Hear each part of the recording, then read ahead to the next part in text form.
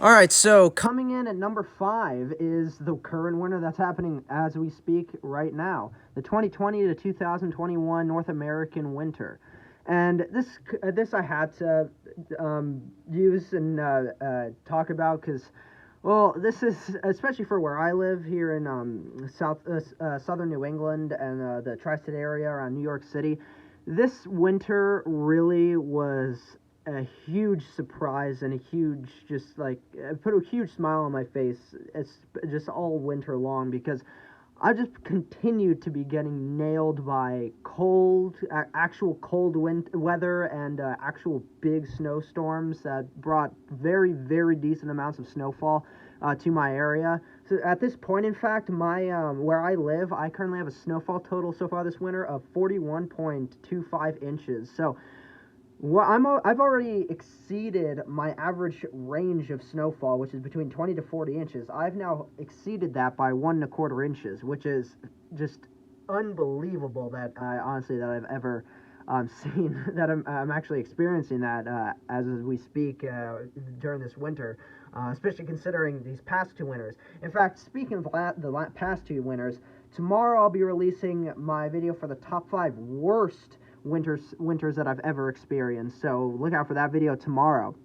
Now, obviously, all the way back, in fact, around Halloween into very early November, we got some measurable snowfall here in Connecticut and southern New England from the remnants of Hurricane Zeta, which was another reason why I was just blown away by how this winter has been going, because not only were we getting snowfall from typical winter weather systems, winter storms, nor'easters, that kind of thing. We got snowfall from a former tropical cyclone, which we hadn't seen in this area since Superstorm Sandy, and pretty much exactly from the time post-tropical storm Zeta snowfall occurred, which was pretty much exactly I believe it was, yeah, exactly 8 years or so after Sandy occurred, which brought us snowfall to portions of the Northeast, especially the mountains of West Virginia, where Sandy brought 3 feet of snowfall, which is extremely impressive. But when you think about the general, how large the storm was and how powerful the storm was,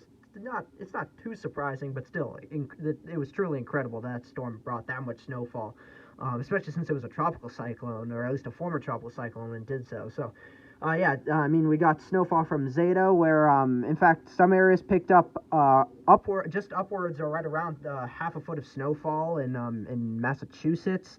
And even in northern Connecticut, they saw 2, 3, 4 inches of snowfall. Now, where I lived along the coastal portions of Connecticut, we just saw rain, which was kind of unfortunate.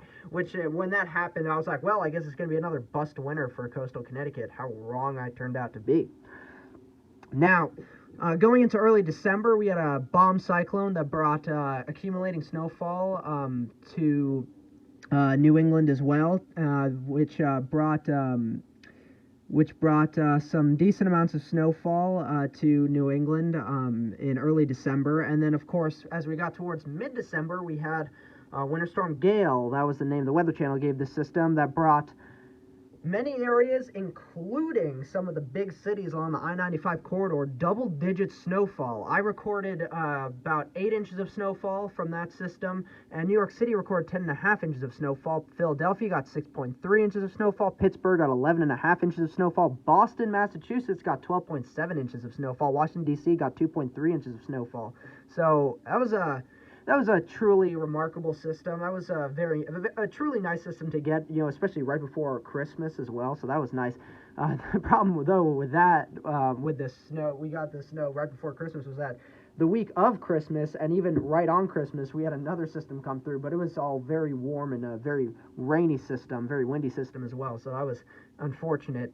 But then we entered 2021, and we got just blasted by extreme cold much of January, and then as we especially got towards the end of January, we got just a barrage of late January, early February nor'easters. We got 2 nor'easters going into the very end of January into the very beginning of February, and then as well within the early portions of February. The first nor'easter was Winter Storm Orlena. That was named by the Weather Channel. That brought That brought 1.5 feet of snowfall to the exact same regions that saw up to almost around 1 foot of snowfall from Winter Storm Gale in mid-December. So, pretty soon afterwards, we got another big snowstorm that brought 1.5 feet of snowfall to portions of the megalopolis cities along the I-95 corridor.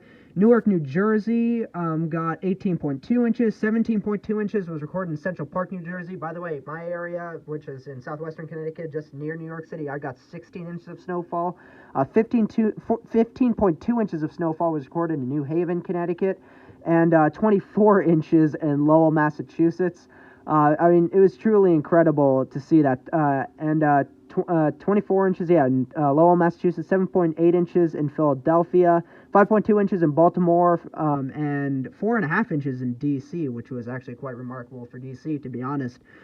Again, the big winner, though, from Orlena around here in the Northeast in New England was in northwestern New Jersey and very eastern Pennsylvania, where they picked up to 3 feet of snowfall. And in fact, as well, Winter Storm Gale dumped up to 41 inches of snowfall in, particularly in, what's it called? Oh my gosh. Binghamton, New York. Binghamton, New York recorded like 41 inches of snowfall from Winter Storm Gale, which was truly incredible. I believe it was from Gale. Comment down below if I'm correct on that, or comment below when at what point Binghamton got 41 inches of snowfall. Now, then moving into the rest of February, we just got extreme cold throughout the whole country, and then we got an ice storm in early February, and then moving into mid-February, we got a storm complex in mid-February, and then moving into even later February, into mid to later February through now, we had some pretty big winter storms that brought another 8 inches of snowfall to my area, another 2 inches. In fact, I got today from the system that's moving through currently today here in New England. I got an official amount of 2 inches before it changed over to a mix and then now rain. So that was pretty incredible.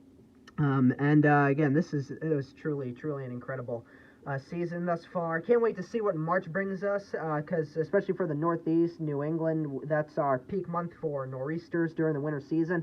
Of course, moving out into the Midwest, the Great Lakes, even South Central, Southeast, the Plains, the Upper Midwest, you guys have been getting nailed by extreme cold. Texas, in particular, just recently got destroyed by very, very extreme cold and very, very heavy snowfall. So currently, Texas, in fact, is pretty much in a complete shutdown, not just because of the current pandemic that's going on, but because of the fact that they got so cold and so much snow that the water pipes froze, so they couldn't get good clean water or decent water. And it was bad for them in the south central U.S. currently, and so this winter has truly been a huge comeback in some regards to what we typically think in the U.S. of what the winter brings to a lot of areas, especially here in the Northeast New England. I can tell you that right now. Now, moving to number 4 on our list, comes in at the 2015-2016 North American winter. Now, this season, in fact, was the last winter season for the Northeast New England to receive extreme amounts of snowfall and cold. We got now here at least snow, not really cold. In fact, I take that back immediately because they have this map here. By the way, I'm using Wikipedia to show you all of these, so just a disclaimer there. But here's the mean temperature departures from average for that whole winter from December 2015 through February 2016. Above average for the entire continental U.S., not one state recorded below average conditions, particularly for the north central U.S., the Great Lakes, the Midwest, the Ohio Valley, and the Northeast New England got the most above average temperatures compared to normal, really. But in any case, even though that was the case, the late January blizzard is what we know as, I believe it was I believe this was Jonas. This was Jonas, named by the Weather Channel. Winter storm, this was Jonas. This was ranked a Category 5 on the RSI scale here in the Northeast. That's the Regional Snowfall Index. That measures how strong and impactful a winter storm is to the Northeast and New England areas. So this was the most recent Category 5 ranked snowstorm for the Northeast New England. And the last one to be a Category 5 ranked winter storm for the Northeast New England was the Groundhog's Day blizzard, February Groundhog's Day blizzard in 2011. So, just to give you guys some just a scope on how crazy this snowstorm was. Now, for the Northeast New England, for this system, it was truly an incredible system. 30.5 inches in New York City from this system, 26 inches in Baltimore, 22 inches in Philadelphia. Washington, D.C. got 18 inches of snowfall. Now, I believe that was the last truly remarkable extreme snowstorm for the D.C. area. From this point, the most recent point that they got an extreme snowstorm. I believe that this was the most recent extreme snowstorm that they got in the D.C. area. Correct me if I'm wrong, though, down in the comments. But then, as well, you moved into February. There's a February nor'easter. We got some nor'easters in February. And then we got some March nor'easters. We got some just extreme weather in March. So all of winter, it was crazy. Now, here's a list of records, in fact, that the United States broke in North America here for that winter in 2015-2016. Second warmest winter in Boston, Massachusetts, behind 2001-2002 winter. Wettest December ever recorded, lower 48 states as a whole. Highest snowfall from a single snowstorm in Allentown, Pennsylvania, Philadelphia, Pennsylvania, Newark, New Jersey, New York City, LaGuardia, and JFK airports, and Harrisburg, Pennsylvania. That was from Winter Storm Jonas. And then second wettest winter on record in Atlanta and LaCroix, Wisconsin. I believe that I am correct. I am saying that correctly, though I'm not entirely sure. So comment down below if I'm pronouncing that town's name in Wisconsin correctly. Wettest winter on record in Waterloo, Iowa, and Lincoln, Nebraska, and then warmest winter on record for the entire lower 48 states, as well as being having the wettest December ever recorded for the entire lower 48 states in December of 2015.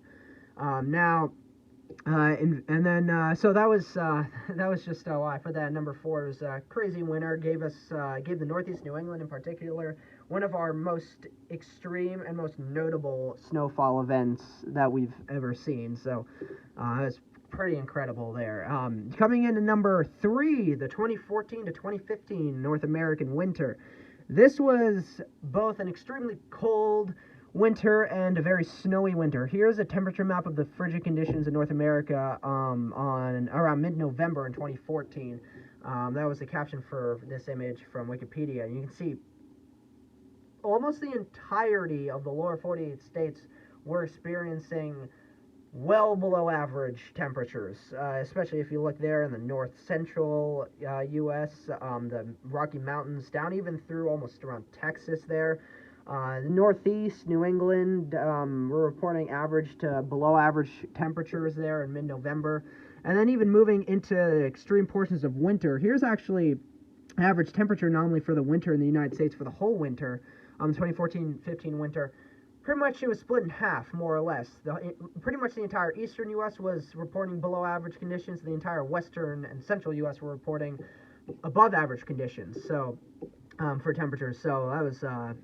So that pretty much gives you a scope of the kind of systems we experienced there, especially in the eastern U.S. during that winter. Now we had early December nor'easter during that winter, which brought we had a strong nor'easter that moved ashore in New England, bringing with it heavy rain, wind, some ice, and snow. As the continued intensifying that move inland on Long Island around noon on December 9th, before stalling for a day or so, it brought the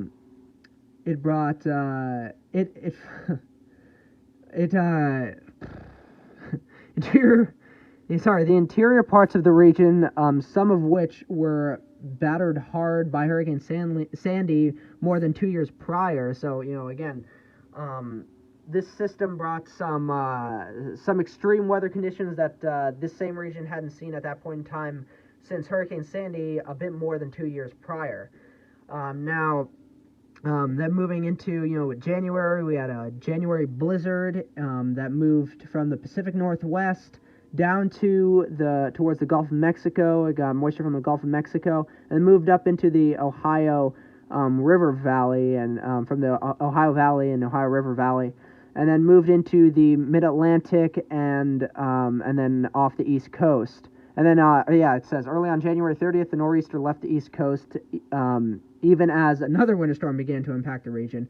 This was the late January, early February blizzard. This was that storm, which was quite unbelievable. This system was brought to the Chicago area. It's 19.3 inches of snow, being the fifth largest snowfall in the city history. Detroit received 16.7 inches, which is their third largest recorded total and largest storm in 40 years. Over a foot of snowfall was reported in locations in Indiana, Iowa, Ohio, and Wisconsin. At least 25 centimeters, which is 9.8 inches of snow, fell near Toronto. And then some portions of the Northeast received up to 2 feet of snow from the storm, as a heavy band of snow stalled over southern New England. However, widespread amounts of between 10 and 15 inches were much more the norm. And then we moved into February. We got extreme cold in February. We had a cold wave in February. We had an early February winter storm that brought... Wow. No. Am I reading this right? On February 8th, Boston experienced its fourth winter storm in as many weeks, with 22 inches added to 37 inches already on the ground. So, by early February in 2015, by the way, Boston had already had 37 inches on the ground and got 22 additional inches from this storm. Already the city had set a record snow amount for 7 days. Boston had received 71.8 inches in a month, surpassing the previous record of 58.8 inches from February of 1978. And the governor of Massachusetts declared a state of emergency, and the MBTA subway and commuter rail trains were suspended on February 10th from the storm. So, yeah, it's truly incredible. Cold wave in February, the mid-February blizzard, here we go. Parts of the central and southern U.S. received heavy snow and ice. Washington, D.C. received over 4 inches of snow, and parts of the Mid-South received 0.5 inches of freezing rain. Wow, half an inch of ice. That can do some pretty extreme damage, especially in areas there. So that's pretty incredible. So, this winter was truly, truly remarkable winter. It was definitely something. Now, here's the northeastern, the record set during the winter in the northeastern United States. Now, let me find, here, Providence, Rhode Island saw its second snowiest season with 73.5 inches, with February being their second all-time snowiest month with 31.8 inches of snowfall. Boston, Massachusetts received 99.4 inches of snow for the meteorological winter of 2014 to 15, which was 66.6 inches over the average and broke the 93 to 94 winter season record of 81.5 inches. Most of the snow was during February, which saw 64.8 inches. For the year, Boston's record snow as of March 31st was 110.6 inches of snow. That's incredible. That is truly incredible. Wow. Wow. That's unbelievable. Yeah, again, this winter, in fact, 2014 winter, North American winter for a lot of regions in the continental U.S. is definitely regarded for many as one of the kind of the benchmark, one of the greatest and most extreme and most memorable. Gosh, that's so hard to say. Memorable winters on record. So yeah, it was such a truly again actually in fact.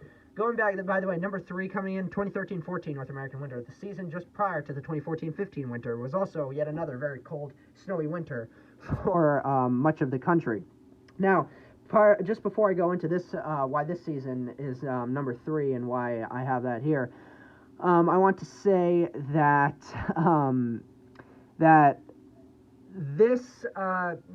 from the 2009 to 2015 time frame, I regard as the golden years for winter seasons, not just for the Northeast New England, which very much so, but as well for a lot and almost all of pretty much the continental United States. It was those years, those about 6-7 years or so, that time frame from 2009 to 2015, brought some of the truly greatest winter seasons that I've ever experienced for sure in my lifetime. And I'm sure for definitely a lot of people for that time frame, it's definitely some of the greatest winters they've ever experienced for sure. So again, 2013-14 North American winter, truly, truly lovely winter as well. We had some storm complexes move through in October and late November, and then we had a cold wave in December. Early December winter storm came through the western United States. So again, that's incredible. And then there's a pre-Christmas storm complex that moved through the south central U.S., the central and south central U.S., and then getting into January, we had an early January blizzard, early 2014 cold wave in January, late January blizzard, and then the late January southern winter storm. We had, getting into February now, we had a nor'easter in mid-February that was also quite impactful. In fact, speaking of which, forgot to mention this.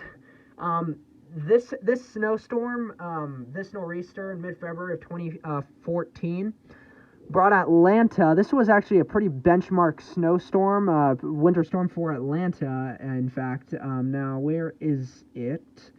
Where does it talk about it? Here. On February 12th, the swath of ice exploded in size as the conditions for freezing rain began to come together. Areas from eastern Alabama, including Atlanta and Georgia, to the southeast coast from South Carolina, were included in the swath of icy precipitation. So, yeah, Atlanta saw some ice accumulation, and even saw, I believe, a couple inches of snowfall, which put all together. In fact, here's an actual true stat for you guys if you don't know this already.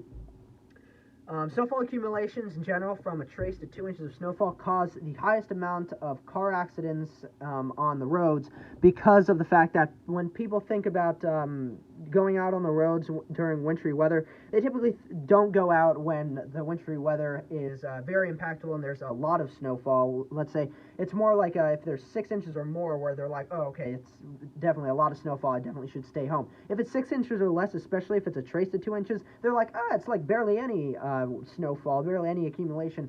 I'll be fine driving around at my normal speed. So that's how a lot of people get into car accidents and big crashes occur, because people are so careless about thinking, oh, well, I mean, it still could cause slippery conditions, I probably should take it slow in any case. So again, just a reminder to you all that, again, no matter what kind of wintry weather you experience, and no matter the impacts of any wintry weather you experience, always remember, if you're driving outside, if you have to especially drive outside during the winter weather, no matter what occurs, you always have to remember to drive as slow as possible to make sure you don't crash, you don't have any careless accidents, and just don't cause any problems that are unnecessary really on the roads. So the plows especially, and the emergency services on the roads are able to deal with actual true emergencies that are going on, than dealing with car crashes that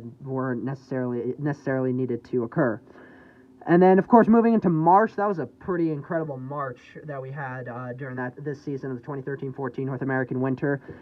The late March bomb cyclone. This was an extreme winter storm. The system first emerged off the coast of the southeastern United States and obviously started going northeast. And as it was heading northeast, it began to undergo explosive intensification, becoming what we call in meteorology and meteorological terms, a meteorological bomb by March 26th. It formed late on March 25th. By pretty much the next day, it already became a meteorological bomb cyclone. Powered by moisture coming from the Gulf of Mexico, the storm quickly became an unusually powerful nor'easter, 4 times the size of Hurricane Sandy. Think about that. Sorry about that. Think about that. Hurricane Sandy's size, at its largest size, was, I believe, around 1,000 miles across or so, approximately around that size. This was more or less 4 times the size of that. That's insane. That's truly insane. And it reached a maximum low pressure center of 954 millibars. That's insane. That's truly insane. The system produced powerful sustained winds of up to 89 miles per hour and wind gusts of up to 119 miles per hour, with unofficial amounts reaching 129 miles per hour. That's also truly insane. After making landfall in Nova Scotia, the system weakened to a 960 millibar nor'easter on March 27th before weakening further to a 975 millibar storm on March 28th. On March 29th, the system deteriorated into a weak winter storm over Greenland, where it would remain for the next few days while slowly dissipating. Here's a closer up view of that storm at peak intensity. Look at that.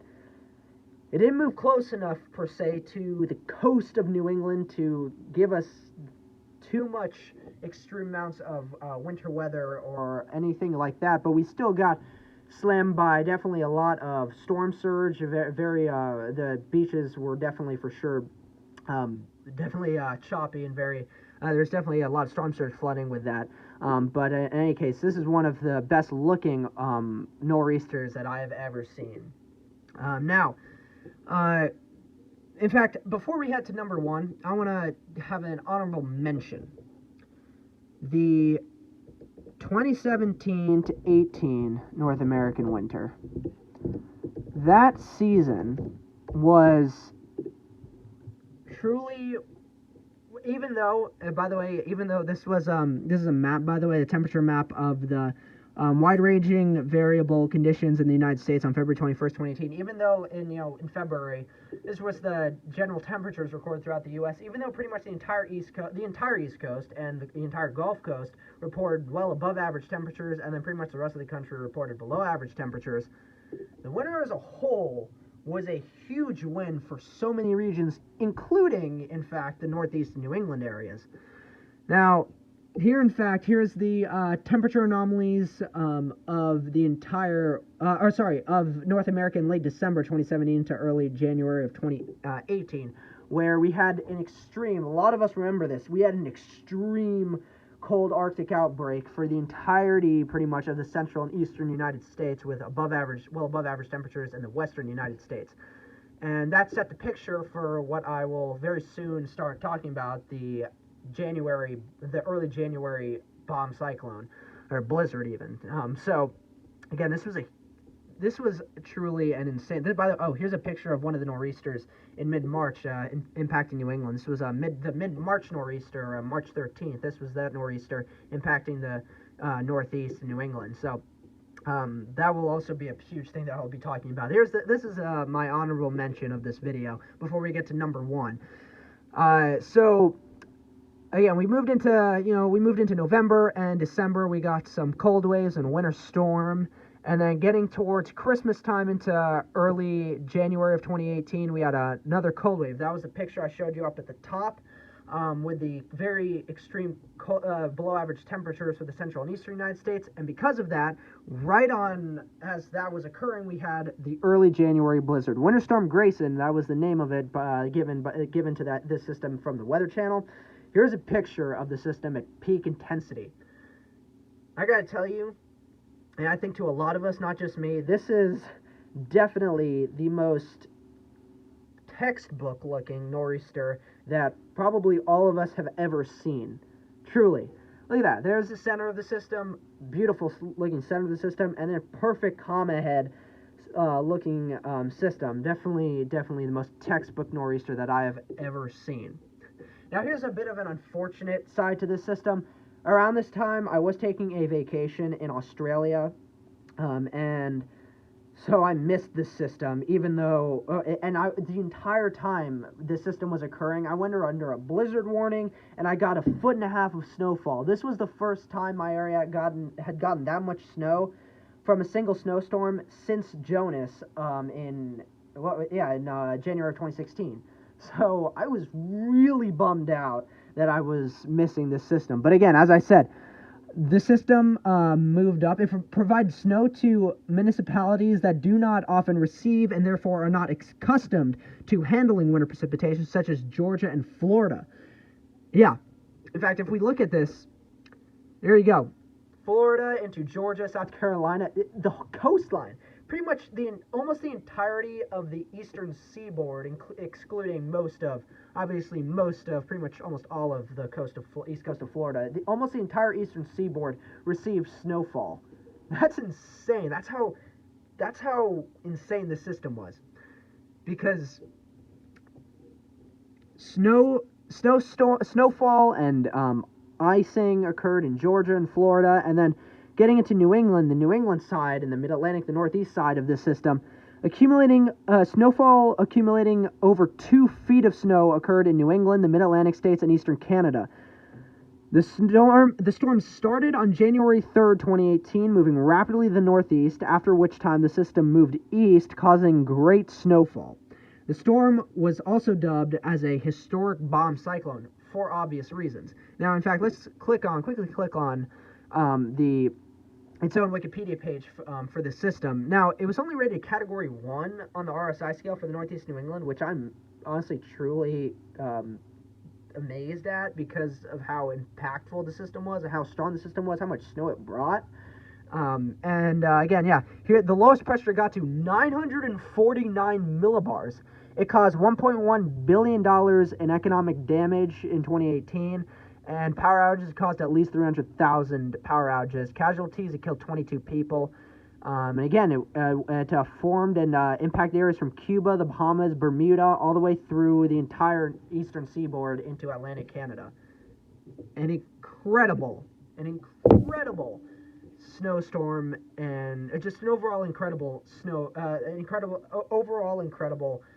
weather system.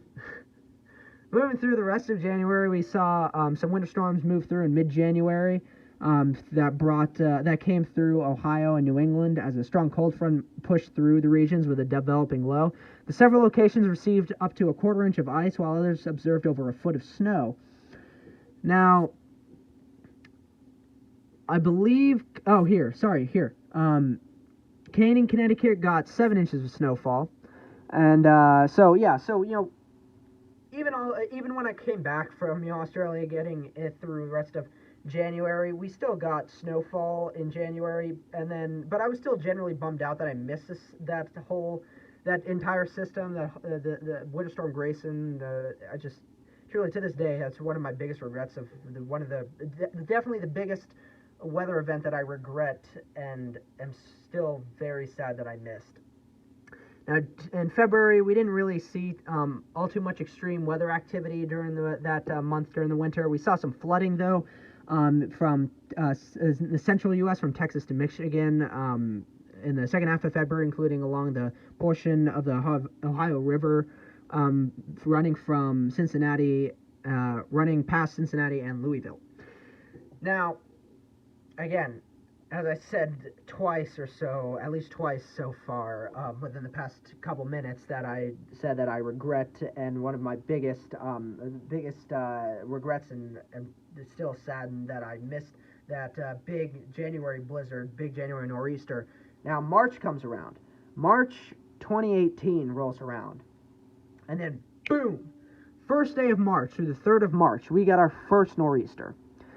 Nor'easter comes through, and the first nor'easter began to take shape over the mid-Atlantic states at the transition of February and March. Yeah, exactly. March 1st. The first day of March, the system formed, and an area of low pressure moved into the interior northeast late on March 1st. Snowfall fell in areas close to the Canada-United States border, while precipitation in coastal areas was rain due to slightly warmer air. Now, we start off with a rainy nor'easter for the coastal portions of the northeast New England. Now, we move into the second nor'easter. Where is that? Oh, here. As the first nor'easter occurred, a smaller but significant blizzard struck the Sierra Nevada mountains, and then tracked across the continent as a large weather front, dropping snow across the midwestern United States and interior Canada. As it reached the Great Lakes on March 6th, another low-pressure area formed off the Outer Banks of North Carolina. By mid-afternoon the next day, the two systems had merged into a second nor'easter, which rapidly intensified off the New Jersey coastline and dropped up to over 3 feet or more of wet snow across much of the Northeast, which hampered the recovery efforts from the first nor'easter. Second nor'easter, by the way, occurred March 6th to 8th, so pretty much almost pretty much exactly like back to back with the first and second nor'easters. So it was just incredible. And then 6th to 8th, and then the third nor'easter occurred, and here's the third nor'easter. On March 11th, several areas of low pressure developed over the American southeast and emerged into a third nor'easter within 24 hours. On March 13th, the storm produced blizzard conditions and a swath of 1 to 3 feet of snow in New England as it moved northeast into the Gulf of Maine. The storm brought heavy snow blizzard conditions to Rhode Island on March 13th. Blizzard conditions were reported in Newport, Rhode Island. Most of the state received at least 1 foot of snow, peaking at 25.1 inches in Foster. The storm, so with the nor'easters in March, all 4 of them, we got 4 nor'easters throughout the entirety of March, back to back to back to back. Honestly, by the end of March, I had totally forgiven, pretty much at that point, that I had missed the January bomb cyclone, the January blizzard, because I had witnessed 4 nor'easters in 1 month, back to back to back to back, all happening just within days of when the previous one ended. So, truly incredible. And we got 2 systems for the coast northeast New England that brought us at least a foot of snowfall. That was incredible. And of course, we had a 4th nor'easter that began to take shape on March 19th and lasted until March 23rd. The nor'easter tracked further south than the previous 3 due to an area of high pressure over Quebec and New England, which brought limiting amounts of precipitation and effects to the northeast New England, but still brought some decent amounts of snowfall to especially obviously the extreme coastline of the northeast and New England. Now, near the end of March, an extremely powerful extratropical cyclone formed in the North Atlantic. The storm could have been a 5th nor'easter, so there was a potential that we could have seen 5 nor'easters in March of 2018. But unfortunately, it tracked far out to sea and was not classified as such. And then we had a winter storm in mid-April to round out that winter. But again, the 2017-18 North American winter was truly one of the greatest winters I'd ever seen, and experienced.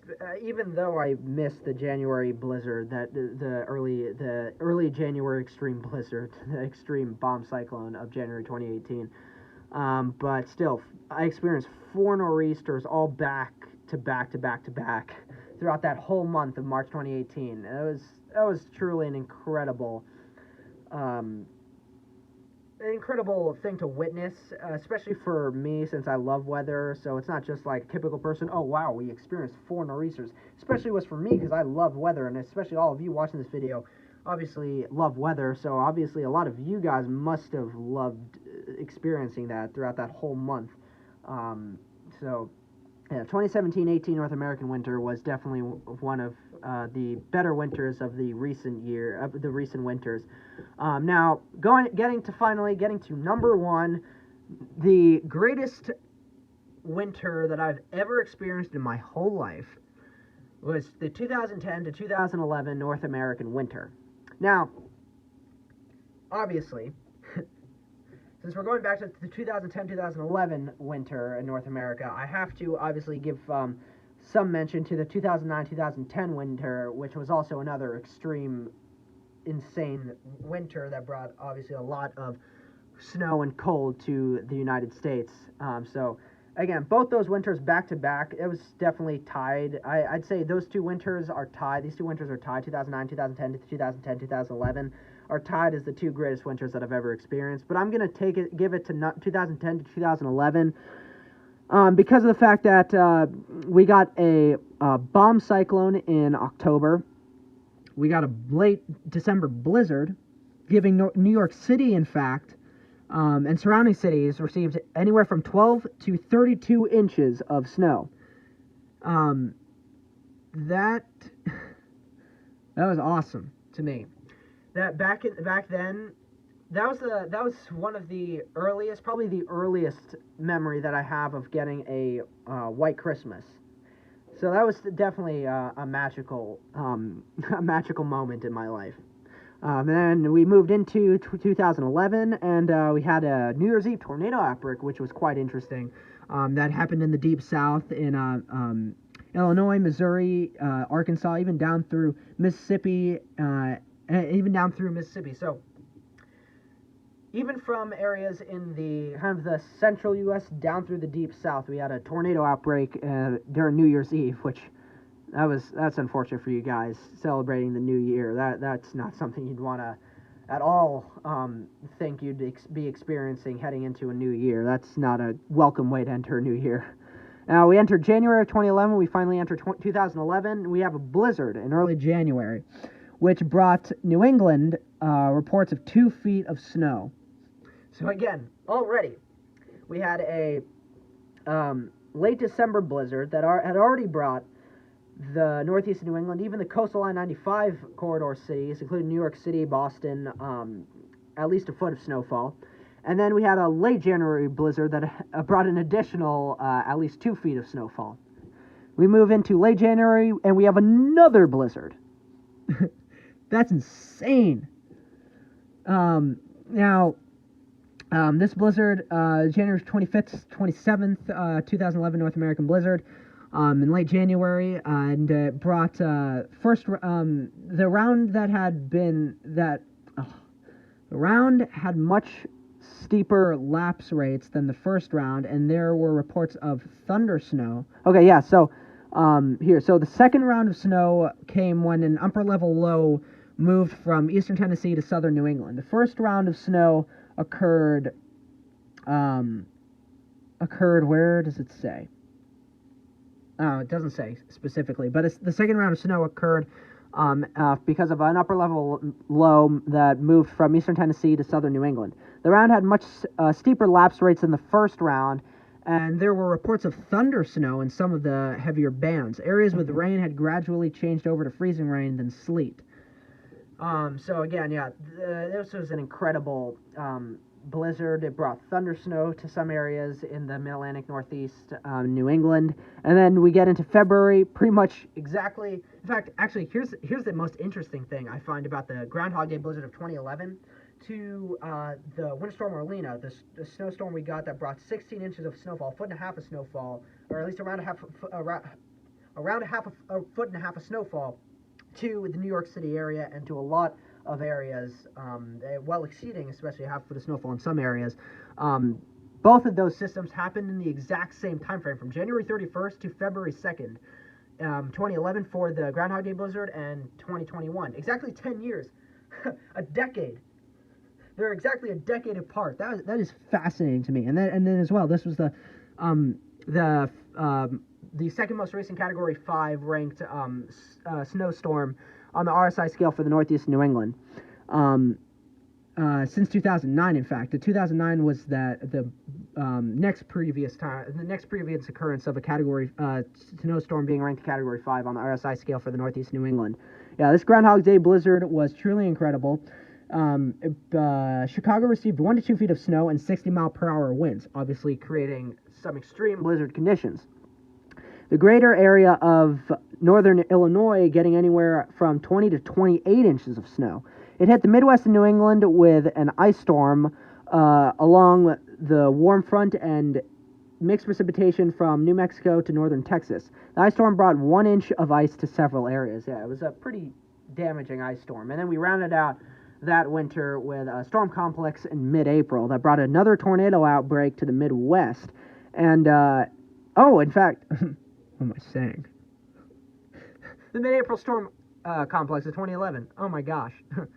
This one, April 14th, this was the tornado outbreak that occurred just before the super outbreak of 2011 in April. This occurred April 14th to the 16th, and the super outbreak occurred, let me figure out the specific dates, the 25th to the 28th. So from April 25th to 28th, we had 2 tornado outbreaks. One was a super outbreak that happened in mid-April. In fact, it started the day on my birthday. My birthday is April 25th through April 28th.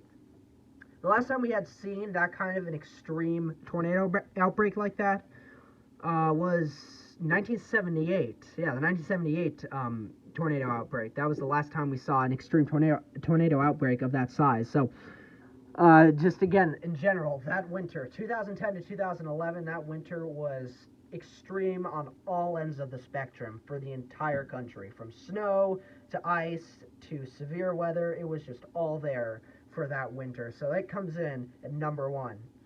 So again, hopefully you guys enjoyed this video. Again, comment down below, join me down in the comments section, and tell me what you guys think are your top 5, or at least your favorite winters that you've ever experienced, or winter that you've ever experienced. So again, join me down below in the comment section, discuss what winters you guys think are, to you guys, the most, the greatest winters that you've ever experienced. Like the video down below, and as well, if you haven't subscribed to my channel, if you're a first-time viewer of my channel and you like this kind of video, and you kind of like these kinds of more fun, relaxed types of videos still relating to weather, please consider subscribing to my channel. And if you've already subscribed, please consider and make sure that your notification settings are on for my channel. And again, hopefully you guys enjoyed this video. Comment below, like the video, and subscribe, and I'll see you guys in tomorrow's video. Bye.